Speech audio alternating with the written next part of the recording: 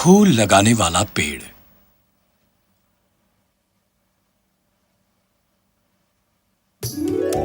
एक बहुत सुदूर प्रदेश में पालिया के राज्य में एक राजा रहता था जिसके 2 बच्चे थे, बेटी सीमा और बेटा वीर। उसी राज्य में सरीना नाम की एक महिला रहती थी जिसकी 2 बेटियां थी, जैस्मिन और जारा। सरीना गुजारा करने के लिए छोटे मोटे काम किया करती थी, फर्श साफ करने से लेकर शहर के लोगों के लिए खाना बनाने तक। इसने उसकी बेटियों को उदास कर दिया। उन्होंने उसकी मदद करने का फैसला किया। मैं माँ को अचंभित करने का एक शानदार तरीका जानती हूँ। तुम्हारे मन में क्या है? हम बाहर बाग में जाएंगे।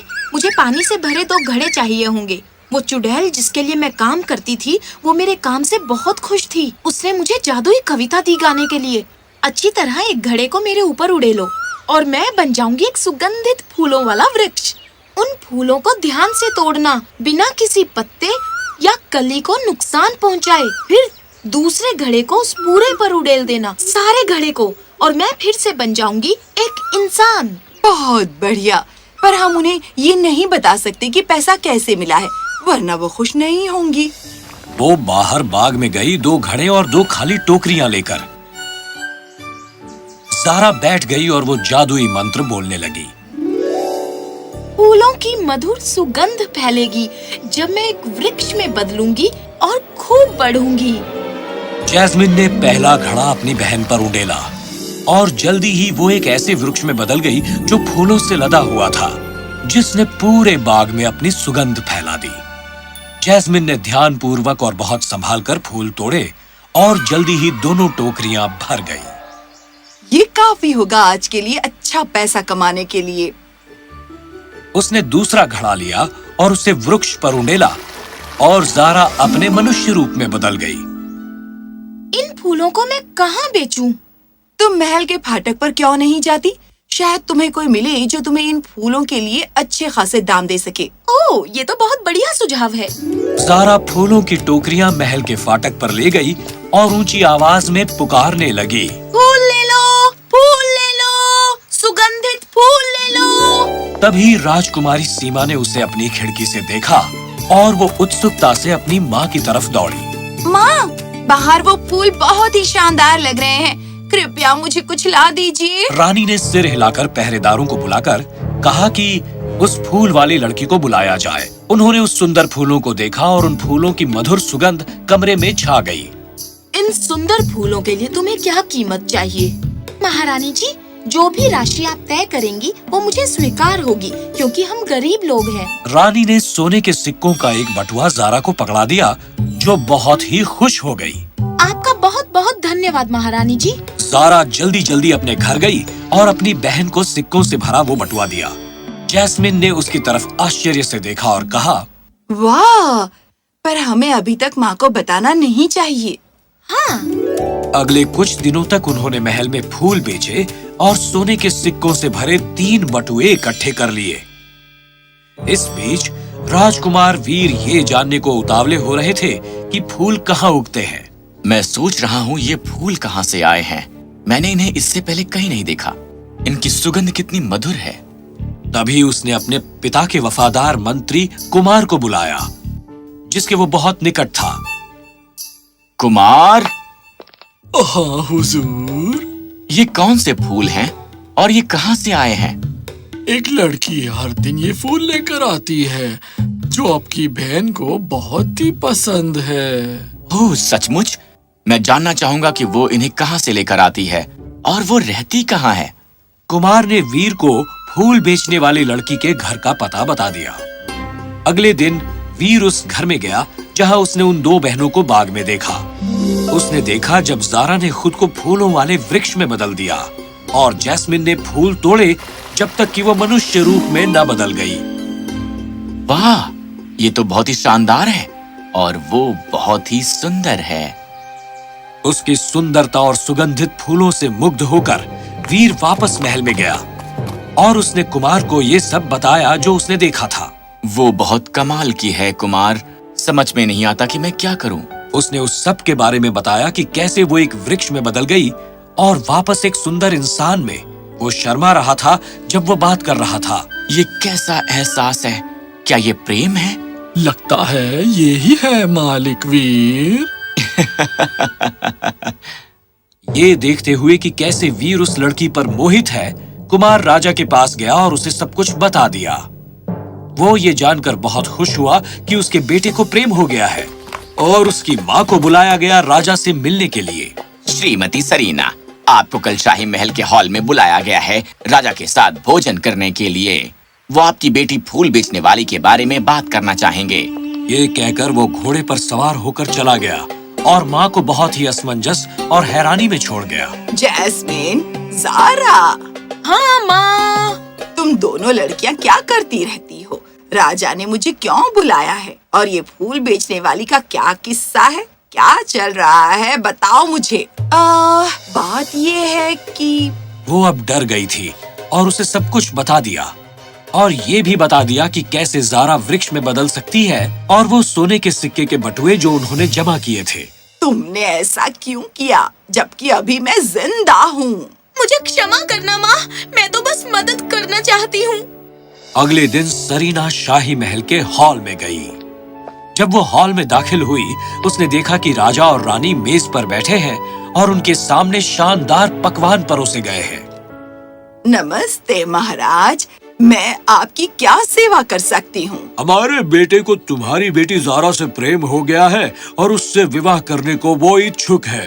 कृपया ये पान और सुपारी ग्रहण करें इन दोनों के रिश्ते के शगुन के तौर पर। सरीना को अब तक राहत मिली कि ये कारण था कि उसे यहीं बुलाया गया और वो मुस्कुराई। मैं विनम्रता से इसे स्वीकार करती हूँ महाराज, क्योंकि मैं एक गरीब औरत हूँ और ये सचमुच मेरे लिए सम्मान की बात होगी। बहुत बढ़िया, फिर तो ये तय हो गया। इन दोनों का विवाह तुरंत ही संपन्न होगा। एक शानदार विवाह समारोह हुआ और दोनों ही परिवारों में खुशियाँ छा गई क्योंकि वीर और ज़ारा का विवाह हो गया था। विवाह के बाद दंपति वापस महल में गए। अब क्योंकि तुम मेरी पत्नी हो, मैं चाहता हूँ कि तुम मेरे लिए कुछ करो। आप क्या चाहेंगे कि मैं करूँ? मैं चाहता हूँ कि तुम खूबसूरत फूलों के वृक्ष में बदल जाओ। मैं चाहता हूँ कि पूरे महल में सुगंध फैल जाए। क्या? मुझसे छिपाने की कोई जरूरत नहीं है। मैंने अपनी आंखों से तुम्हें वृक्ष में बदलते हुए देखा है। अगर अपने पति के लिए ये नहीं करोगी तो फिर किसके लिए करोगी? ठीक है। ज़ारा ने उसे समझाया कि क्या करने की जरूरत है और वो दोनों बाहर महल के बाग में गए पानी के घड़े लेकर, और वीर ने वही किया जो उसे बताया गया था। उन्होंने ये अगले कुछ दिनों तक किया और राजकुमारी जिसने अपनी खिड़की से ये सब देखा था वो ईर्ष्या से भर गई।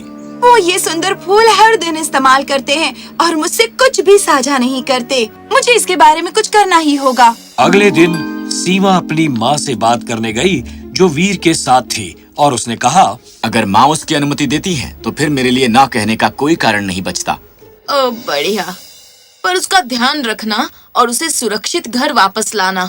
धन्यवाद। ज़ारा सीमा और अपनी सहेलियों को लेकर बगीचे में गई। असल में वो अपनी सहेलियों को दिखाना चाहती थी कैसे ज़ारा एक पेड़ बन सकती है। वो ज़ारा के पास गई और बोली, ज़ारा, तुम एक फूलों के वृक्ष में बदल सकती हो, है ना? क्या बकवास है, मैं एक इंसान हूँ, कोई जादुई प्राणी नहीं। झूठ मत बोलो, मैंने तुम्हें बहुत बार ये करते देखा है। तुम यही हमारे लिए क्यों नहीं करती? ये तो अत्यधिक स्वार्थ वाली बात हो गई। मैंने तुम्हारे साथ यहाँ आकर गलती की। ज़ारा ने उदास मन से राजकुमारी की बात मान ली। उसने राजकुमारी को वो पूरा तरीका समझाया कि उसे क्या करना होगा और उनमें से एक लड़की झरने से 2 पानी के घड़े भरकर लाई। ध्यान रहे, फूलों को तोड़ते समय तुम्हें बहुत सावधानी रखनी होगी और इस बात का ध्यान रखना कि किसी अंकुर या पत्ते को नुकसान न पहुँचे। ये कहकर वो बैठ गई और एक लड़की ने बेढंगे तरीके से उसके ऊपर पानी उड़ेल दिया। कितना सुंदर है। तभी जोरदार वर्षा होने लगी और आकाश में बिजली और बादलों की गड़गड़ाहट गूंजने लगी। लड़कियों ने उसे नजरअंदाज किया जो कुछ उन्हें बताया जा रहा था और जल्दबाजी में फूलों के साथ उन्होंने टहनियां भी तोड़ी। ओह, और वो घड़ा? उसने बस यूं ही इधर उधर पानी का घड़ा उंडेला और वो सब जल्दबाजी में घर की तरफ भाग गई। लड़कियों का फूहड़पन और उनके इस व्यवहार ने ज़ारा को जख्मी कर दिया जिसकी टांगों और बाजुओं पर जख्म और खरोंचे थी, जिससे वो हर कदम पर लंगड़ा कर चल रही थी। उससे भयभीत और आहत होकर जो सीमा ने उसके साथ किया था, वो भाग गई अपनी माँ के घर वापस जाने के लिए लंगड़ा कर चलते हुए। इस बीच ये देखते हुए कि सीमा जारा के साथ वापस नहीं लौटी है, रानी बहुत क्रोधित हुई। ये बताओ जारा कहाँ है? किसे पता, हम सब अपने बल पर घर वापस सुरक्षित आ गए हैं। हम वीर से क्या कहेंगे, बोलो? चिंतित और घबरा कर कि वो वीर को क्या कहेगी, रानी ने ये पता लगाने की कोशिश की कि सीमा ने क्या किया था। मुझे बताओ क्या हुआ था?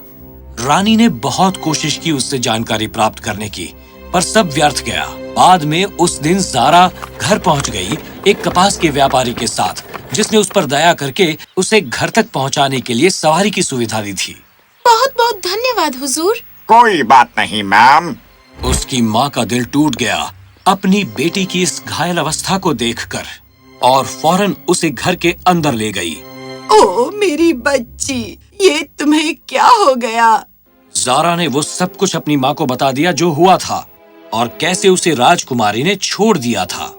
चिंता मत करो, तुम्हें उस भयावह महल में दोबारा जाने की जरूरत नहीं है। उसकी माँ ने बहुत संभाल कर उसके घावों पर मरहम पट्टी की और अगले कुछ दिन तक उसका अच्छे से ख्याल रखा। वापस महल में राजकुमार ने कई दिनों तक उसके वापस आने का इंतजार किया और फैसला किया कि वो खुद बाहर जाएगा उसकी तलाश करने। मुझे अपनी राजकुमारी को ढूंढना है और उसे घर वापस लाना है। जाओ मेरे बेटे, और मेरे आदमियों को अपने साथ ले जाओ, वो उन्हें ढूंढने में तुम्हारी मदद करेंगे। राजकुमार और उसके सैनिक पूरे राज्य में घोड़ों पर सवार होकर गए। राजकुमारी की तलाश की। वो दूर दूर तक ढूंढते रहे जब तक वो उसके घर न आ गए। तुम यहाँ हो? मैं बहुत चिंतित था। मैंने हर जगह तुम्हें ढूंढा। तुम यहाँ क्यों आए हो? जानते नहीं तुम्हारी बहन ने मेरी बेटी के साथ क्या किया? मुझे नहीं पता था कि ये मामला है। कृपया मुझे क्षमा कर दीजिए। मैं ये सुनिश्चित करूंगा कि मेरी बहन इसकी कीमत चुकाए। मेरी जान, कृपया मेरे साथ वापस महल में चलो। ये भयभीत है कि उसे दोबारा चोट पहुंचाई जाएगी और राजकुमारी के रूप में इसे स्वीकार नहीं किया जाएगा और पूरे राज्य में इसे लंगड़ी कहा जाएगा। नहीं, इससे कोई फर्क नहीं पड़ता। वो जो है उसी रूप में मैं उससे प्रेम करता हूँ और हमेशा करता रहूंगा। मैं सिर्फ एक ही शर्त पर तुम्हारे साथ आऊंगी। तुम अपनी बहन के साथ कुछ नहीं करोगे। मैंने उसे क्षमा कर दिया है। बस इतना ही? ठीक है। जारा को वापस महल में लाया गया, जहाँ राजा और रानी अपनी राजकुमारी को वापस आता देखकर बहुत खुश हुए। ओह जारा, कृपया मुझे क्षमा कर दो। मुझे फूल नहीं तोड़ने चाहिए थे। मैं बहुत मूर्ख थी। मैं तुम्हें ठेस पहुंचाना नहीं चाहती थी। कोई बात नहीं। और इस तरह वीर और जारा ने खुशी खुशी पालिया के राज्य पर शासन किया और राजकुमारी को राज्य की प्रजा बहुत पसंद करती थी, खासकर वीर, जिसने उसकी विकलांगता के बावजूद उसे स्वीकार किया और बहुत ही सम्मान और व्यवहार से उसे प्रेम किया।